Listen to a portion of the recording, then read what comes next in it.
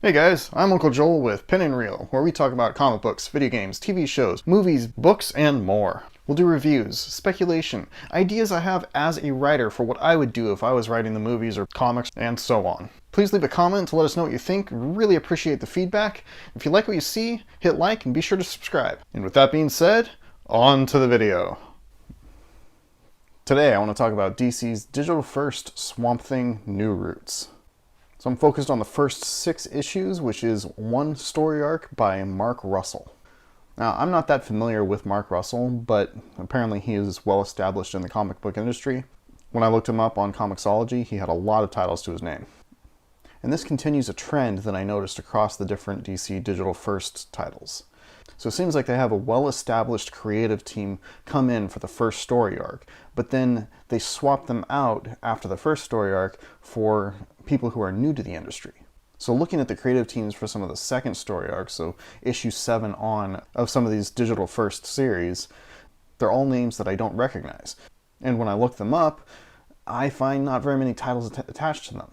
So they do seem to be people who are new to the industry. Like, on the one hand, I feel like this is kind of a bait and switch. So like with the Superman title, I came in because it was written by Robert Venditti, and that genuinely interested me. And yet, after only 6 issues, it then shifts to someone I've never heard of. So in a way, they're using these big names to draw people in, and then hoping they stick around once they change the creative team and people don't necessarily know, or they're already invested, and so they continue reading. While I'm not too fond of that tactic, I can totally understand it from a business standpoint, but even more so, I think the digital first titles are a great place for new creators to really test the waters and show off their skill. This may be a good way into the industry for a lot of people who might not otherwise have a chance. You could get somebody writing Superman incredibly well who would never be given the opportunity to, because the main titles have creators like Brian Michael Bendis on it, who are always going to get priority over some unknown. So for instance, if I tried to get a job writing at DC and I really wanted to write Superman, which I do, chances are they wouldn't give me as a newbie Superman or Action Comics right out the gate. You know, I'd really have to prove myself. But I could see them giving me a shot at Superman Man of Tomorrow. So I do think there are some pros and cons to it.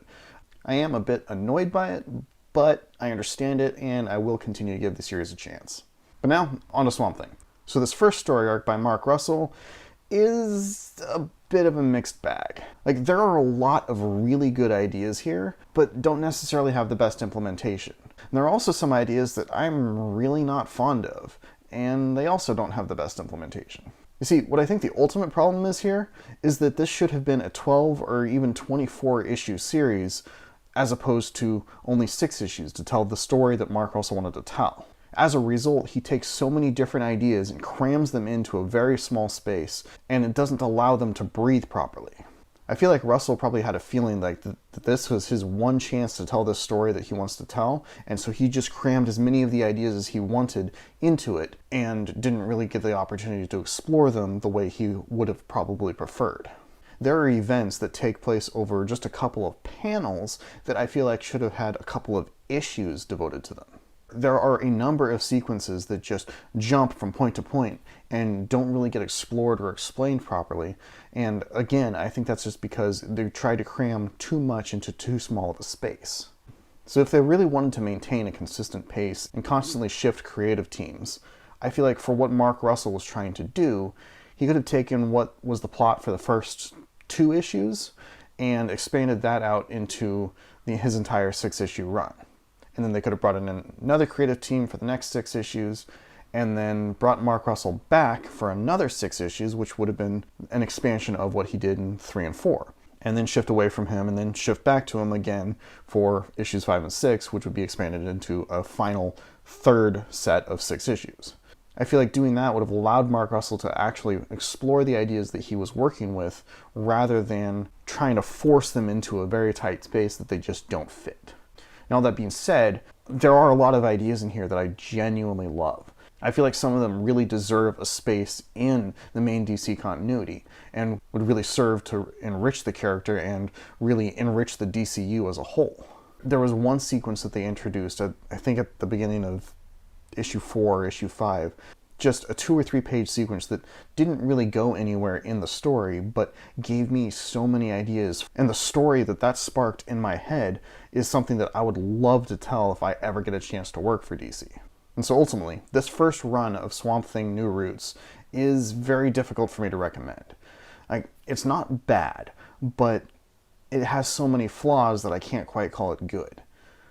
Now, if you're just a diehard Swamp Thing fan and you want more Swamp Thing stories, especially ones that explore the character and the world that he's set in and really expand on the mythology, although this is not in continuity, it does do a good job of that. It's just very flawed in the execution.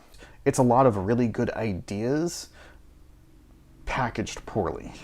And the other thing that makes it kind of difficult for me to recommend is it did a number of things that seem to be trying to expand the mythos of the character, but chances are this isn't going to carry over to any other stories because it's not in continuity. So you've got ways that Swamp Thing is built up and elements that are added to his character and to the world around him that likely aren't going to play out anywhere but in this story. Which is a shame, because I feel like if you're going to be expanding the character and the world and the mythos in this way, then that's something that we should see more of elsewhere. We should see that expanded upon. We should see that added into future comics. And unfortunately, we probably aren't going to get that. Now, I don't know that for certain, but based off of DC's past digital comic, Adventures of Superman, I'm going to assume that these are all out of continuity stories that aren't going to hold any weight for the main continuity. Although, that being said, any writer could always pull from those ideas and add them in, so we'll see. Now, starting in issue 7, we switch to a different creative team, and I am not that interested in it because it seems to be focused on telling more of a horror story and really exploring that side of the Swamp Thing comics, which I've never been too interested in. I've always liked the Alan Moore and the Scott Snyder expansion of the mythology and delving deeper into the green and those deep otherworldly explorations. So yeah, I'm going to sit out the next story arc just because it's not really for me, but I expect I'll probably come back after this writer is finished with his run. So yeah, those are my thoughts on Swamp Thing New Roots. If you're a Swamp Thing fan and you've read this story arc, or especially if you've read the next story arc, the one that I'm not going to read, let me know what you think down in the comments. I hope you come back next week when I do a video on Flash, and then after that I'm going to probably start diving into Wonder Woman or Aquaman next. And until then, this is Uncle Joel saying, stay tangible.